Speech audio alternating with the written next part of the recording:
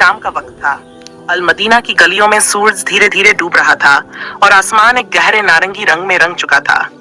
हसन और फातिमा, जो कि दोनों भाई बहन थे, अपने घर के आंगन में बैठे हुए थे। उनकी आंखों में एक अजीब सी उदासी थी। घर की हालत खस्ता थी। दीवारों पर जगह जगह दरारें थीं और छत से बारिश का पानी टपकता था।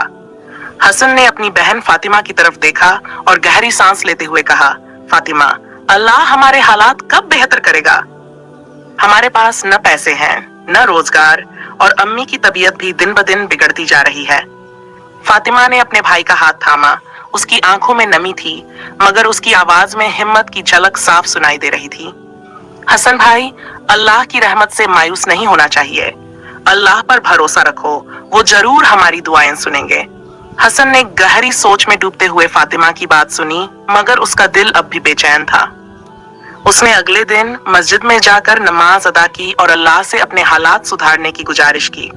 जब वो बाहर निकला तो उसने देखा कि मस्जिद के बाहर एक बूढ़ा शख्स बैठा हुआ था, जिसकी आंखों में बेबसी की लहरें तैर रही थीं।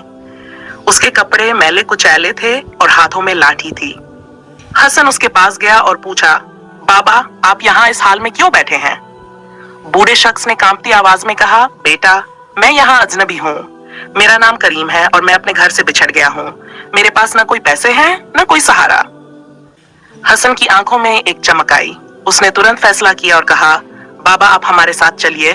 हमारा घर तो छोटा है, मगर आप हमारे मेहमान रहेंगे। करीम बाबा ने हसन की पेशकश को शुक्राने के साथ कबूल किया। घर पहुंचकर फातिमा ने उन्हें खाने का इंतजाम किया और हसन ने करीम बाबा के साथ गहरी बातें की। कुछ ही दिनों में करीम बाबा का हसन और फातिमा के घर में घर जैसा लगने लगा। एक रात करीम बाबा ने हसन से कहा, बेटा, तुम्हारी मेहरबानी और इखलास देखकर मेरा दिल बहुत खुश है। क्या तुम मेरे एक छोटे से राज को सुनना चाहोगे? हसन ने खुशी खुशी सर हिलाया। करीम बाबा ने कहा, असल में मैं एक बहुत ही अमीर शख्स हूँ, लेकिन मेरी आंखें कमजोर हैं और मेरे रिश्तेदारों ने मुझे धोखा देकर यहाँ अकेला छोड़ दिया। तुमने मुझे सहारा दिया जो मेरे अपने भी न कर सके।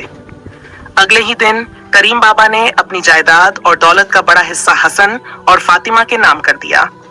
हसन और फातिमा की आंखों में आंसू थे, मगर ये आंसू खुशी के थे। उन्होंने अल्लाह का शुक्र अदा किया और करीम बाबा की मेहरबानी का तहे दिल से स्वागत किया। अल मदीना की गलियों में अब हसन और फातिमा की खुशियों की आवाज गूंज रही थी। करीम बाबा के साथ उनकी जिंदगी में खुशियों की बहार आ गई थी। फातिमा ने हसन से कहा, देखा भाई, अल्लाह की रहमत का कोई हिसाब नहीं। जो लोग दूसरों की मदद करते हैं, अल्लाह उनकी मुश्किलें आसान कर देते हैं। और इस तरह अल मदीना की गलियों में एक नई कहानी बन गई। इंसानियत और खुदा पर भरोसे की कहानी, जो सिखाती है कि चाहे हालात कैसे भी हों, इंसानियत और उम्मीद का दामन कभी नहीं छोड़ना चाहिए। आपका जज्बाती किस्सा अल मदीना की रहमत दिल को छू गया। इसमें इंसानियत, भरोसा और हिम्मत का बेहतरीन सबक है।